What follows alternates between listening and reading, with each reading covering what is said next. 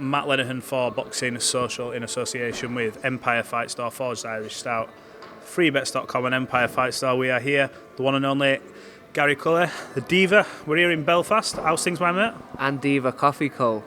And Diva what? Diva Coffee Co. just come on the market as well, so we're in association with Diva Coffee Co. as well, yeah. Yeah, you can have that little free plug. Go for it. What's this then? Before we bounce and talk about boxing, new business. What's going on? Yeah, just jumped into the coffee business recently. Opening up a little shop beside my mate's gym in Nice. Hoping to start trading not next week, the following week. So it's been a busy period, busy Christmas, getting a shop fit out done and stuff. My first time opening a business, so I'm excited, man. And yeah, fingers crossed all goes well.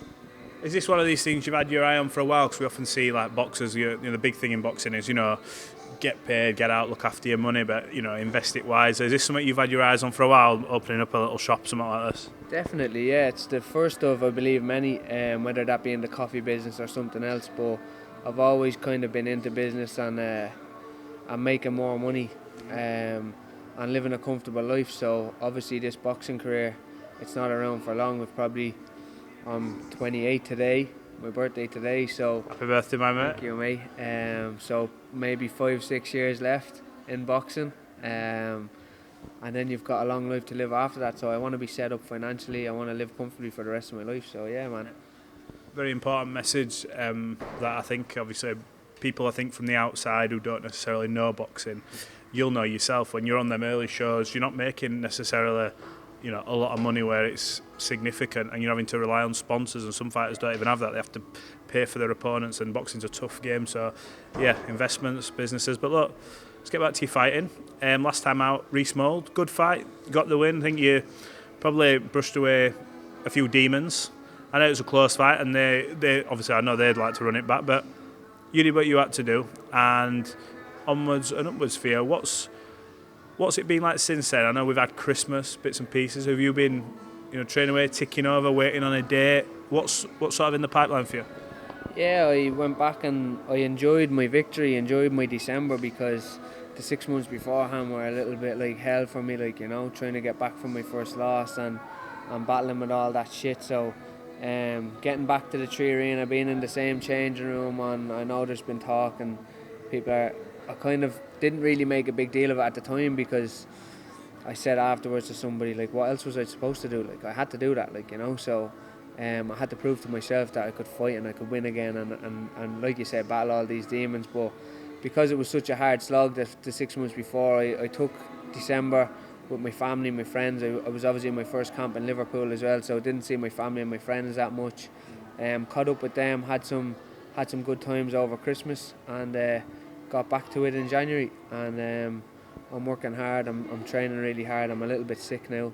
I think I kind of pushed it too hard too early in the year. I went and did a half marathon last week and stuff like that. I've been just training and messing with my training, keeping fit, getting strong, and working on my craft, my boxing craft, and I'm looking forward to a big 2024, because like I said, I finished out 2023 back to winning ways, got the demons away, the cobwebs away, but that wasn't a good performance from Gary Cully. It was good to, like you say, get rid of all them demons, come back and listen to instruction and box to instruction, but it wasn't my best performance at all. I've looked back on it and it's not a standard Gary Cully performance that we've been used to, so I'm looking forward to getting back in 2024, putting some big performances in, some of them diva performances, and getting back in exciting and big fights, man.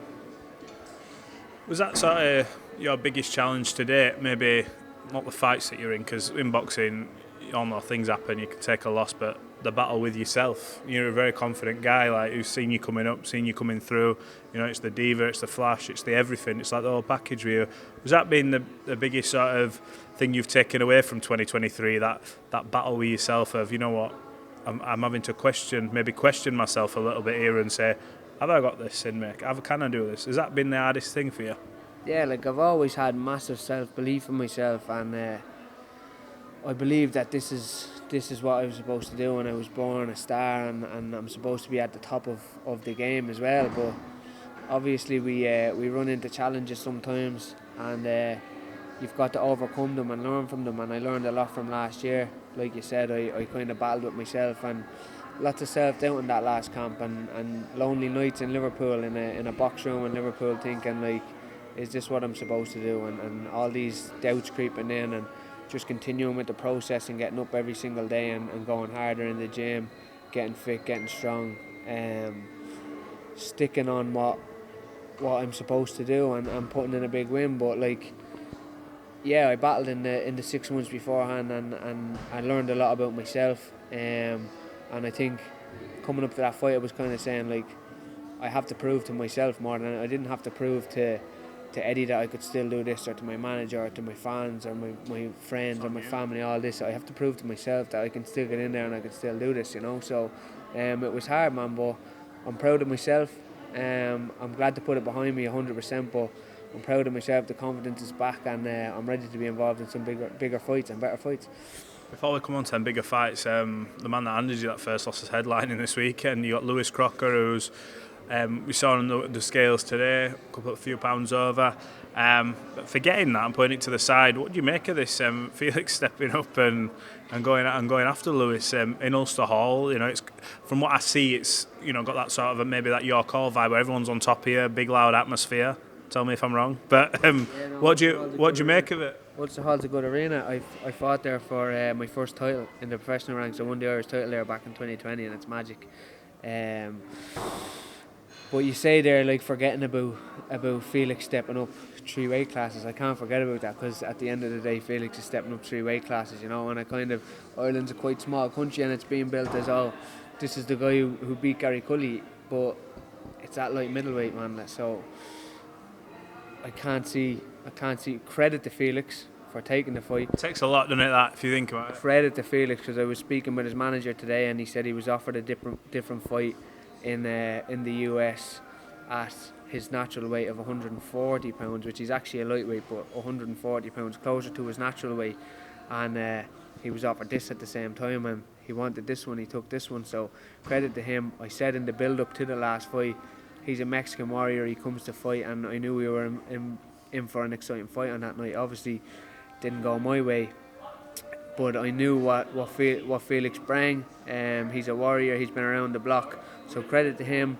Lewis has got to be 100% to beat him, I believe, but I know Lewis, I'm friends with Lewis for a long time, and I've seen him fight for a long time throughout the amateurs and stuff like that, and he's always been a huge puncher throughout, like 14, 15 years of age, knocking guys out and stuff, like. So for Felix to step up from, we fought at 137 pounds to today fighting at Lewis weighing in 153, and probably going to balloon up some more after the weigh-in, after the cut. So there's a big size difference there tomorrow night, and Felix's style has come to fight and come to be in a war, and you don't do that with Lewis Crocker. I don't believe that anybody in the world can probably do that with Lewis Crocker and come out on top. If you stand and fight with him, he's a ferocious puncher. I've seen him knocking guys out, like I said, since I'm 14 years of age. Like, so I believe that he's going to come through, and probably in devastating fashion if Felix stands and trades with him. Interesting take. Let's come on to what's next. Obviously, in terms of boxing and boxing in Ireland more specifically, I think I've probably harped on about this far too much. People are really sick of hearing it, but I'm sure you guys aren't. But in terms of boxing in Ireland, the talent in Ireland, big shows, Dublin, Belfast, I'm sure they're talking about putting Paddy Donovan in Limerick, and you know I think we've got a really good base over here. Do you see now your next fight being over here with the talks of a Katie Taylor fight? You must be licking your lips thinking, well, surely I've been on the last 2 Katie Taylor cards. If you can get on the other one, which is potentially at the stadium, it's a bit of you. Yeah, man, we've been crying out for years back in Ireland, saying all the talent we have here, and that it needed to be taken advantage of, and I think Matchroom are doing that now. Obviously with Lewis headlining tomorrow night, in association with Conlon Boxing, obviously. You've got a couple of other fighters up here, Kurt Walker and stuff, coming through the ranks, and then back down our way we've got myself, obviously Paddy, who's going to be a superstar back down in Limerick, myself for Dublin, Thomas Carty's there as well. You know, we've got big names, and we can. Pierce O'Leary. Yeah, Pierce O'Leary in Liverpool, Dennis obviously as well, and we can do big shows back in Ireland for sure. Talks of the Trilogy in around early summertime. Fingers crossed that comes off, because obviously if Matchroom come to Dublin, Gary Cully has to be involved. So I'll be on that show 100%, and then after that one, hopefully get a big win back in Dublin again. And Croke Park if Croke Park comes off, it will be history. You know, Muhammad Ali was the last person to fight in Croke Park, so there's so much history there.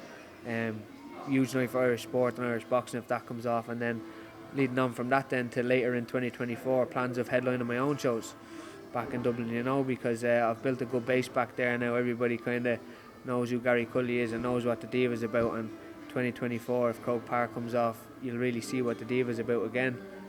Back to winning ways, confidence back, and putting in big performances. So leading on from that then, Gary Cully back in Naas, back in Kildare, back in Dublin, headlining shows. Paddy Donovan building a name back there. Thomas Carty, like I said, we've got obviously Katie running the charge, so we've got loads of talent, man, and it's exciting times for us. I think that's possibly the best way to end it. Gary, look, we wish you well. We look forward to seeing you back in the ring. It's good to see you back, and yeah, big fights ahead for you. So appreciate you talking to Boxing Social. Good luck for your new business. Wish you all the best with that, and we'll catch up soon. Thank you, bro. Thank you for your time, and it's appreciated as always. So nice one. Anytime, bro. We need to think of a new advert for freebets.com.